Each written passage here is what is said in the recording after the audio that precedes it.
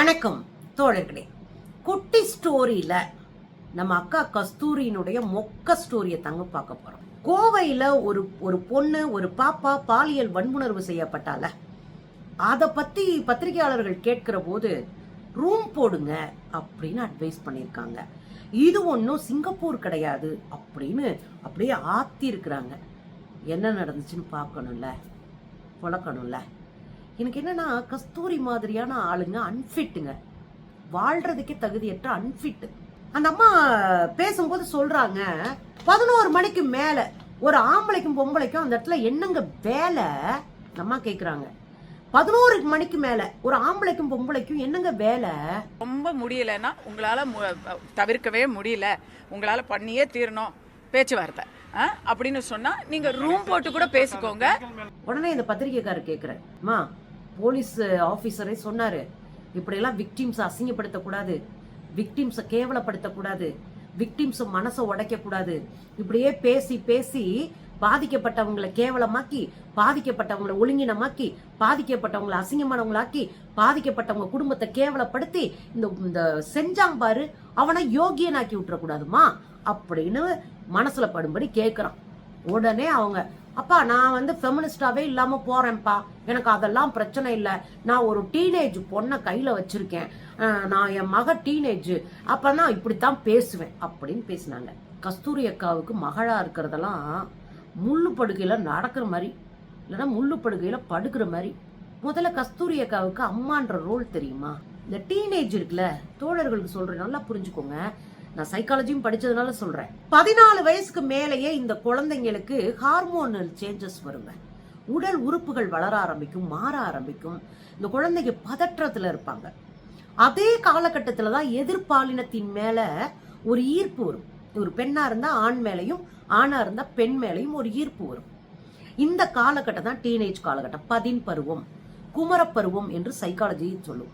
இந்த குமரப்பருவத்தை ரொம்ப ஹேண்டில் பண்றதுல புத்திசாலியா இருந்தவங்கன்னா பிள்ளைங்களை கரெக்டா வச்சிருக்காங்க.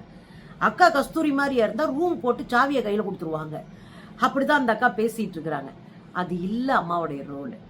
இந்த குழந்தைங்க கிட்ட நம்ம என்ன பேசணும் அப்படின்னா, பாப்பா இந்த வயசுல இப்படிதான் இருக்கும், இந்த வயசுல உனக்கு இப்படிதான் தோணும், எதிர்பாலினத்தின் மேல ஈர்ப்பு வரும், அப்பதான் நீ கரெக்டா இருக்குன்னு அர்த்தம், உனக்கு உடம்பு கரெக்டா இருக்குன்னு அர்த்தம், உன் மனசு கரெக்டா இருக்குன்னு அர்த்தம். ஆனா இதை எப்படி ஹேண்டில் பண்றதுலதான் நீங்க ஜெயிக்கிற குழந்தைங்களா வருவீங்க அப்படின்னு பிள்ளைங்க கிட்ட உட்காந்து பேசணும். இதை எப்படி ஹேண்டில் பண்றது? கஸ்தூரி அக்கா சொல்ற மாதிரி ஆம்பளையும் பொம்பளையும் பேசினாலே நேரா செக்ஸுக்கு போயிடக்கூடாது. அக்கா அதை ஒண்ணுதான் தெரிஞ்சு வச்சுப்பாங்க போல இருக்கு, நேரா ரூம் போட சொல்றாங்க. ஆணும் பெண்ணும் பேசுவது வெறும் படுக்கைக்கும் வெறும் உடம்புக்குமாக இல்லை என்பதை நம்ம குழந்தைங்களுக்கு சொல்லி கொடுக்கணும். ஆணும் பெண்ணும் நண்பர்களாக இருக்கலாம், ஆணும் பெண்ணும் சேர்ந்து படிக்கலாம், ஆணும் பெண்ணும் சேர்ந்து ஒரு விளையாட்டை பிராக்டிஸ் பண்ணலாம். நீங்க ஒரு பெரிய அத்லட்டா இருக்க, 2 பேரும் சேர்ந்து விளையாட்ட பிராக்டிஸ் பண்ணலாம். நீங்க 2 பேரும் கபடி பிளேயரா இருக்கீங்க, பிராக்டிஸ் பண்ணுங்க. 2 பேரும் அத்லட்ஸா இருக்கீங்க, பிராக்டிஸ் பண்ணுங்க. என்ன வேணாலும் படிக்கலாம். ஆணும் பெண்ணும் சேர்ந்து பயிற்சி எடுப்பதோ படிப்பதோ எந்த தவறும் கிடையாது. நம்ம குழந்தைங்களுக்கு அதை சொல்லிக் கொடுக்கணும். ஆம்பளை பொம்பளையும் கூட இருந்தா அவங்க செக்ஸுக்காக தான் கூட இருப்பாங்கன்றது கேவலமான கேடுகட்ட 2000 ஆண்டு ஆரிய பழமைவாதம்.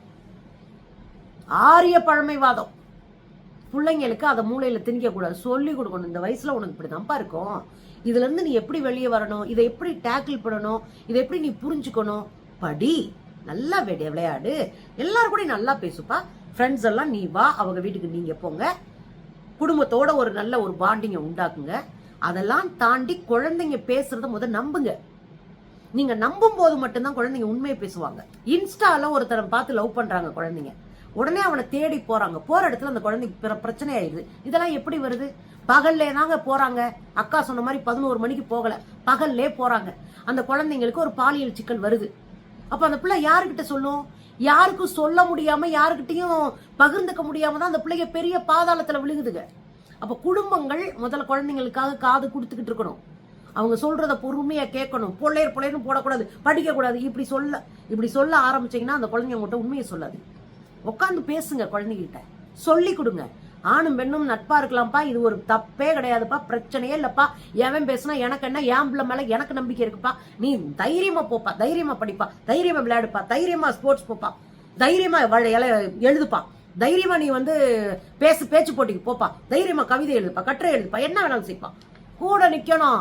25 வருஷத்துக்கு முன்னாடி எல்லாத்தையும் எதிர்த்து எங்க அம்மா நிக்கிறதுனால தான் இந்த இடத்துல நான் நிக்கிறேன். எங்க அம்மா எனக்கு சொல்லி கொடுத்ததுனால நான் நிக்கிறேன். எங்க அம்மா ஒரு இடத்துல என்னை அசிங்கப்படுத்தினதுல என்ன நம்பினாங்க, நான் நிக்கிறேன். நீங்க நம்பிக்கையா வளர்க்குற குழந்தைங்க எந்த இடத்துலயும் தவறு பண்ண மாட்டாங்க. அவங்க அம்மாவுடைய அந்த அம்மா இப்படி நமக்கு செஞ்சுட்டாங்களேன்றது ஒண்ணு மனசுக்குள்ள இருந்துகிட்டே இருக்கும். எங்க அம்மாலாம் சிங்கிள் மதரு.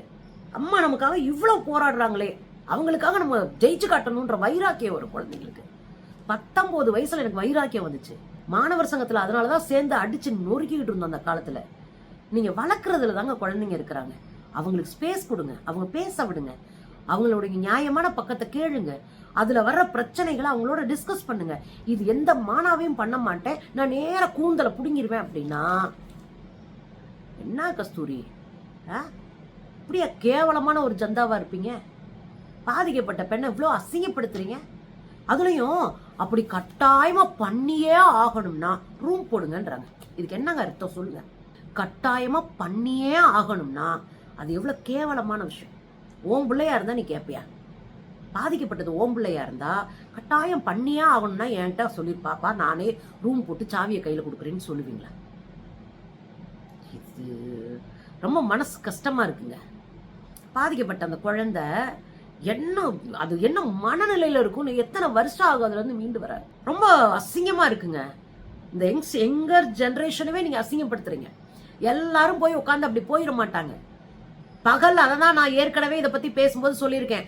60 வயசு கிழவியர் ரேப் பண்றான், 3.5 வயசு குழந்தையர் ரேப் பண்றான், 13 வயசு குழந்தை யூனிஃபார்மோட போயிட்டு வரவுல பகல்ல தட்டி தூக்கிட்டு போய் ரேப் பண்றான். இப்படி எத்தனை அசிங்கம் நடந்திருக்கு. 80 வயசு பெரியவங்க கன்னியாஸ்திரி அவங்கள ரேப் பண்றான். இதுல எல்லாம் என்ன இருக்கு? நேரமும் காலமும் அப்படியே நாங்க இது கொஞ்சம் கூட மனசாட்சி இல்லாம பேசுறீங்க கஸ்தூரி. வேண்டாம். இது என்ன தெரியுமா செய்யும்? இந்த படிக்க பொம்பளை பிள்ளைகளை அனுப்புற எல்லா அப்பே ஆத்தாளுக்கும் ஒரு அச்சத்தை உண்டாக்கும். நீங்க பேசுறது ஒன்றும் ஃபேஷன் கிடையாது, புதுசு கிடையாது. உங்களுக்கு 2000 வருஷத்துக்கு முன்னாடியே உங்க தாத்தம் பாட்டீங்க எங்களை அடிமையாக்குறதுக்காக ஆரிய பார்ப்பன கும்பல் எழுதி வச்சிருச்சு. பொம்பளை படிக்க விடாத, பொம்பளை பேச விடாத, பொம்பளை நிமிந்து பார்க்க விடாத, பொம்பளை வேலைக்கு அனுப்பாத, பொம்பளை பிள்ளை பக்கணும், படுக்கணும், அது வந்து சோறாக்கணும். இந்த 3 வேலைக்கு தான் நம்ம வச்சிருந்தோம் பொம்பளைங்களை.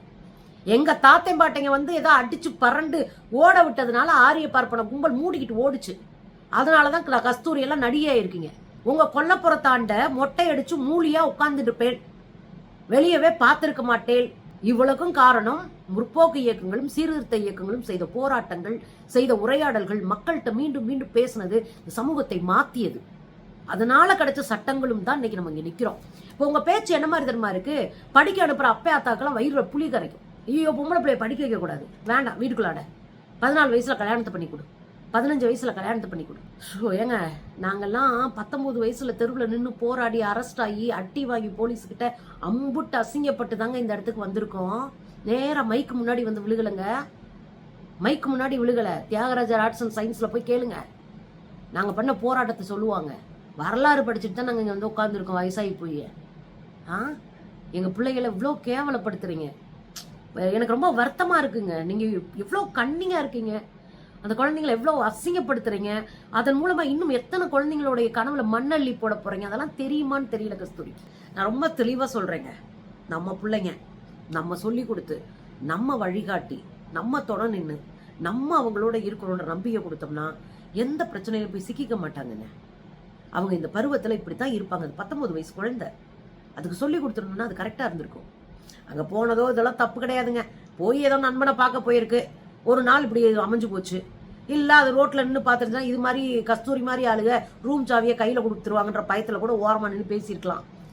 அதே குழந்தைங்கள உட்கார வச்சு வேணாம்ப்பா இது மாதிரியான பிரச்சனை வந்துருப்பான்னு சொல்லி கொடுத்துருந்தா அது அந்த இடத்துல பேசிக்காது, ரூம் வாசல்ல நின்று பேசியிருக்கோம். அப்படி இல்லைன்னா ஹாஸ்டல்ல நிக்க வச்சு பேசி அனுப்பியிருக்கோம். நாம தான் எங்க நின்று பேசினாலும் கடிச்சு கொதறமே. அப்போ ஒதுங்கி நின்று ஓரமா நின்று மறைஞ்சு நின்று பேச வேண்டிய கட்டாயத்துக்கு இந்த பிள்ளைகளை தள்ளுறோம். அது வேணாம். வெளிப்படையா பேசுங்க. இது நம்ம பிள்ளைங்க வாழ்க்கை.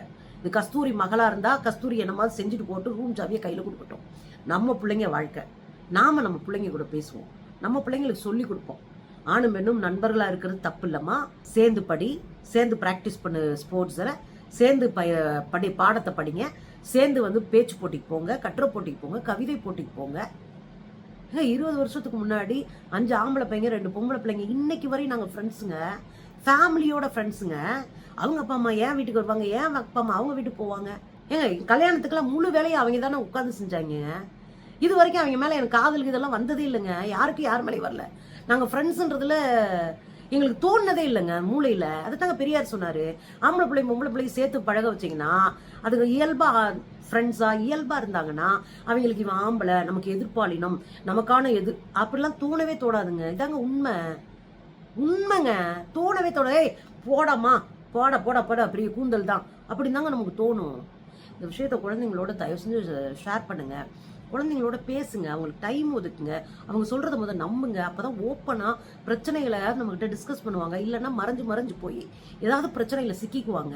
இதை பேசுறத விட்டுவிட்டு கொஞ்சம் கூட கூச்சநாச்சம் இல்லாம மூளை வேலை செய்யாத மாதிரி இப்படி உளறி கொட்டிட்டு இருக்கிற கஸ்தூரியை வன்மையா கண்டிக்கிறேன். இந்த ரூம் போடுற வேலையெல்லாம் உங்களோட வச்சுக்கோங்க. எங்க பிள்ளைகளுக்கு நீங்க அட்வைஸ் பண்ணாதீங்க. அவ்வளவு பெரிய ஆளெல்லாம் நீங்க கிடையவே கிடையாது. மூடிக்கிட்டு கிளம்புங்க.